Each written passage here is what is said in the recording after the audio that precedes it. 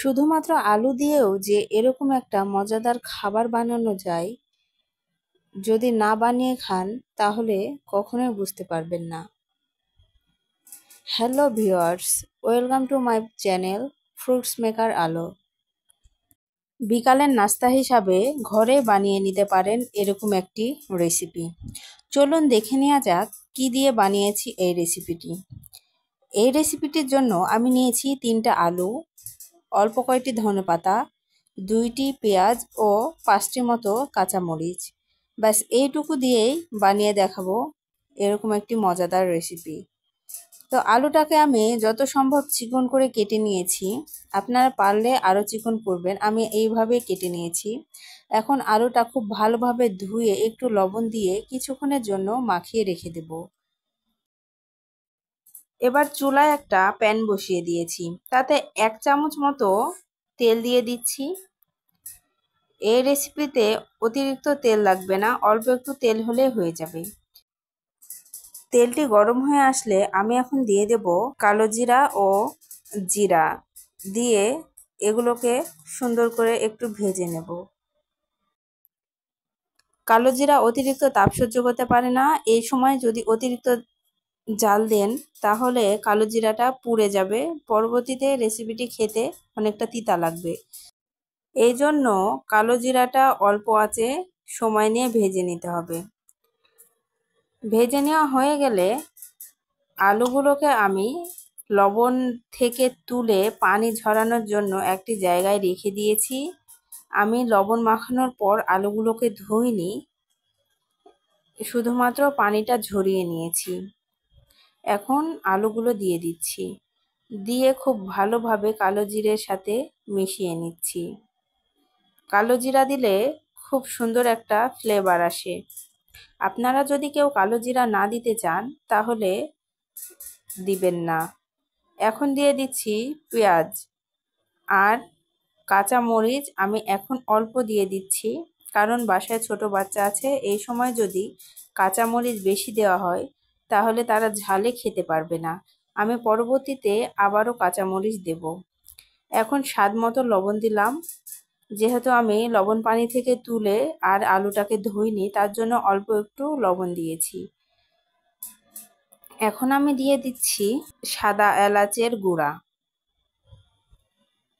দিয়ে খুব ভালোভাবে নেড়ে চেড়ে মিশিয়ে নিচ্ছি। এখানে আমি হলুদ ব্যবহার করব না কিংবা গুঁড়া মরিচও ব্যবহার করব না, এভাবে রান্না করব। এবার দিয়ে দিচ্ছি ধনিয়া পাতা কুচি করে। ধনিয়া পাতাগুলো নেড়ে চেড়ে আলুর সাথে মিশিয়ে দিচ্ছি। তারপরে এখন আমি দিয়ে দেব নুডলসের মশলা। আপনাদের বাসায় যদি নুডলসের মশলা না থাকে তাহলে সেটা স্কিপ করবেন, আমার বাসায় আছে তার জন্য আমি দিলাম।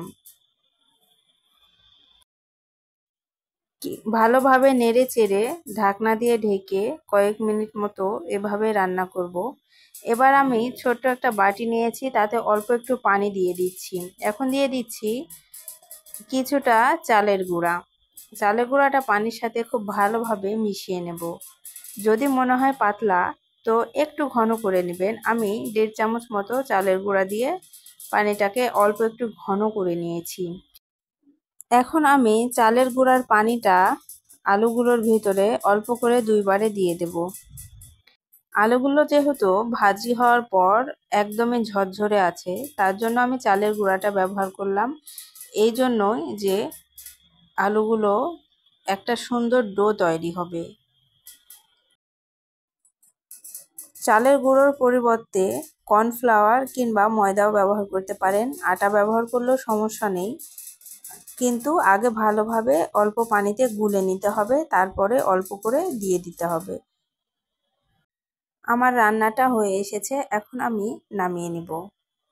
নামিয়ে নিয়ে দেখুন অনেকটাই ডোয়ের মতো হয়ে গেছে। এখন আমি এগুলোকে ঠান্ডা করে নেব। কিছুটা বাচ্চাদের জন্য আলাদা করে তুলে রেখে কাঁচা মরিচ দিয়ে এগুলোকে মাখিয়ে নেব যেন খাওয়ার সময় ঝাল লাগে। যেহেতু শুধুমাত্র আলু দিয়ে করা তার জন্য একটু ঝাল না হলে ভালো লাগবে না।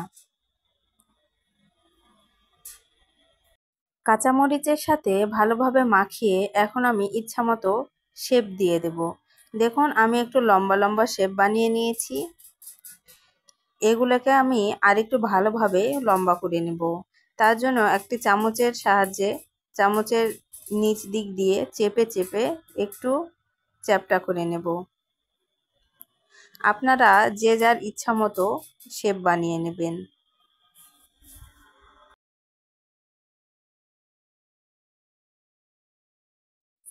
এখন চুলায় প্যান বসিয়ে দিয়েছি এবং অল্প পরিমাণ তেল দিয়ে দিচ্ছি।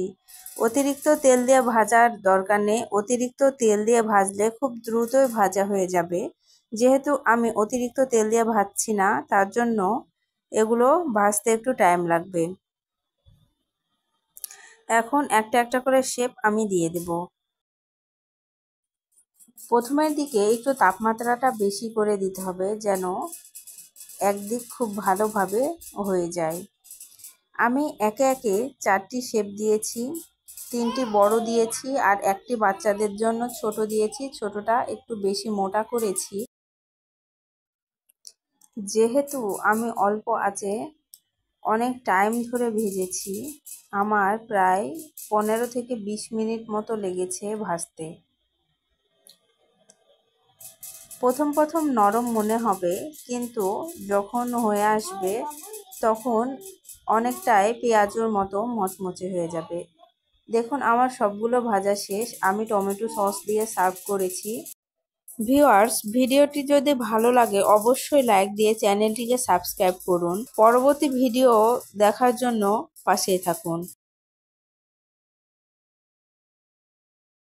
রেসিপিটি একবার হলেও বানিয়ে দেখবেন। আশা করি ভালো লাগবে।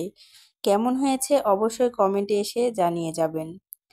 সবার সুস্বাস্থ্য কামনা করে আজকের মতো এখানে বিদায় নিচ্ছি। সবাই ভালো থাকবেন, সুস্থ থাকবেন। ধন্যবাদ।